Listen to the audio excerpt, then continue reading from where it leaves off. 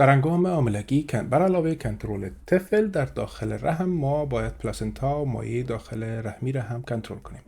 پلاسنتا را به خاطر میکنیم به خاطر از اینکه ما بفهمیم که در کدام موقعیت قرار داره. اگر نرمال است میتونه نزد مادر یک تولد نرمال و عادی صورت بگیره، به حساب ولادتشان میتونه نرمال باشه. اما اگر اینکه نرمال نیست، امکان داره که یکی از این 3 مواقع دیگه یا 3 درجات مختلفی که براتون در بالا عکسایش براتون میمونم موقعیت داشته باشه.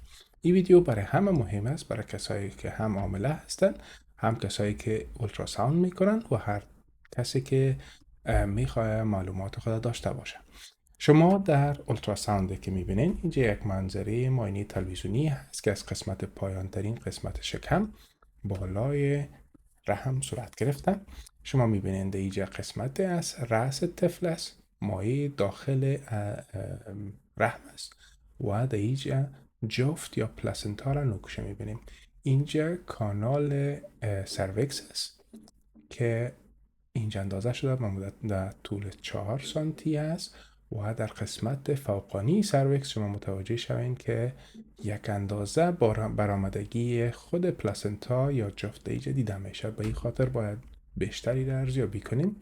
میبینیم از نظر داپلر داپلر داره، یعنی در خط پلاسنتا هست و نزدیک به کانال ولادی یا در نزدیک به دهنه سرویکس است. شما با تصویرهایی که در این زمان براتون در بالا میبینین میتونیم ما 5 درجه را تقسیم بندی کنیم. اولی که اگر دور بود و از ساحه ساختمان که مجرای داخلی سرویکس یا عنق رحم است، از این اگر به فاصله 3 سانتی دور بود نرمال است. از فاصله 2 سانتی اگر نزدیک بود میتونیم بگوییم پایان قرار داره یا lower laying است. اگر در لبه عنق رحم نزدیک بود، در این صورت ما پلاسنتا پریویای سرحدی داریم.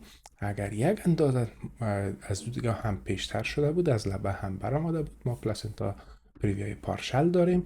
و اگر مکمل بسته کرده بود دهنه، یعنی در یک ساحت مکمل قرار داشت، در این صورت ما پلاسنتا پریویای مکمل داریم یا کامپلیت داریم که در اون صورت تولد طفل به شکل نرمال صورت نمیگیره. هم به طفل خطر است و هم برای مادر. که این نقاط هست که بسیار مهم است که اینمی ساحه را باید ما به شکل پیدا کنیم: سر طفل، مایع و پلاسنتا. فاصله را باز میگم 3 سانتی 2 سانتی در لبه برآمده و مکمل مسدود شده.